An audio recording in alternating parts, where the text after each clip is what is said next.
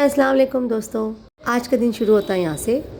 हम निकल चुके थे अपने सफ़र के लिए। मुझे जाना था आज बाइखल्ला, जहाँ से मुझे शॉपिंग भी करना था और साथ में जो डॉक्टर को पापा अपॉइंटमेंट था, मुझे दिखाना था डॉक्टर को।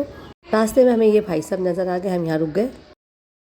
रास्ते में मुझे प्यास लग गई थी, ये देख सकते धूप बहुत कड़क थी। हम लोगों ने एक कोटी सोडा बनवाया और अपने लिए अपनी प्यास बुझाई। अल्हम्दुलिल्लाह बहुत अच्छा लगा। ये पीने के बाद सुकून महसूस हुआ और फिर अपने वापस अपने सफ़र की तरफ निकल पड़े थे। ये देख सकते हैं मैं बहुत अच्छी लग रही। मुलुंड चेक नाके पे आपको ये मिलेगा, अक्सर आने जाने पे मिलता है हमें। वैसे तो मैंने अपने सफ़र की शुरुआत बहुत अच्छी की थी, लेकिन आगे जाके मेरे साथ क्या होने वाला है मुझे भी नहीं पता था। मैं मस्त हवा में उड़ती हुई जा रही थी अपने हस्बैंड के पीछे।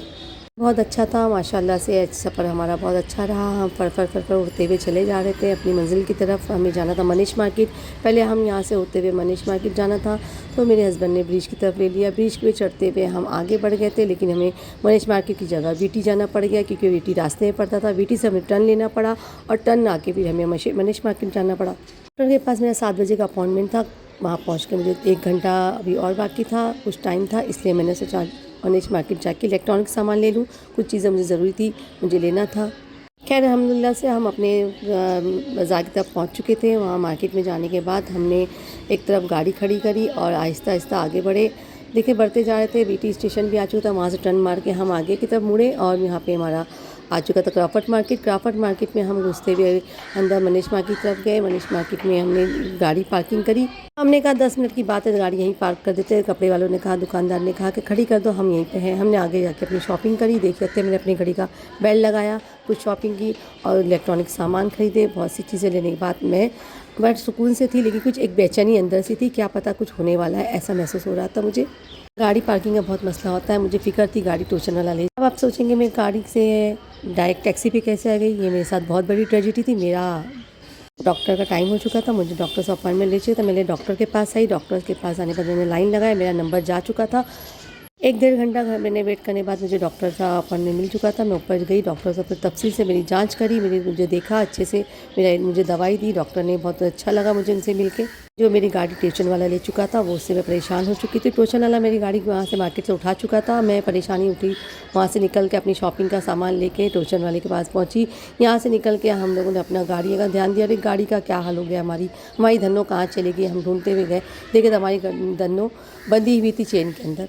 जिस तरह चेन में जकड़ी भी मेरी धन्नो पड़ी थी, वो अफसोस के साथ मुझे यहाँ आना पड़ा। उसके बाद इन्हीं मस्का लगाने के बाद पांडु लोगों ने हमें चार्ज बता दिया, तुम्हारा इतना चार्ज है, तुमको भरना पड़ेगा, फ़ाइन करना पड़ेगा। भी जाना था इसलिए मैंने अपना फ़ाइन भरा। 4700 का फ़ाइन आ गया था मेरे ऊपर।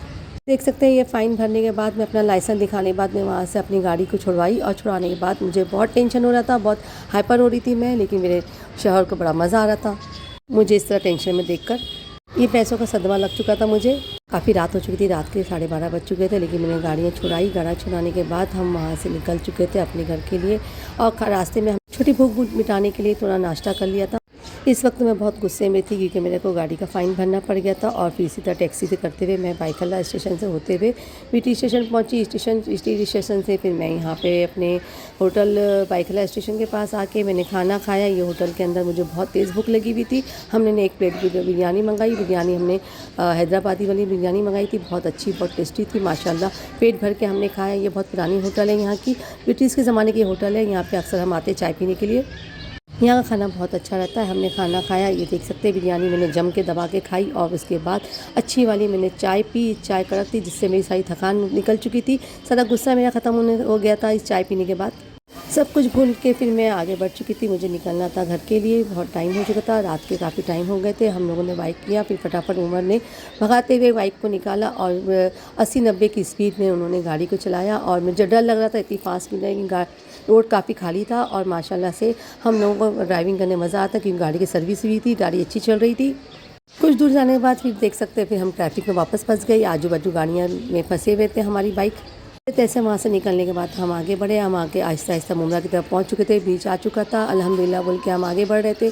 अब बीच आने के बाद हम मुमरा एंट्री कर चुके थे। मुमरा में एंट्री करते हुए काफ़ी अच्छा लग रहा था। दोपहर में कई परेशानी का सामना करने के बाद हम फाइनली अपने घर पहुँच रहे थे। देख सकते हैं आप रात के 12:30-1 बज रहा, लेकिन यहाँ पे तो घमा घमी मची हुई है, लोगों की हुजूम लगा हुआ है, ट्रैफिक जमी हुई, लगता ही नहीं कि रात के 1:45 बज रहे हैं।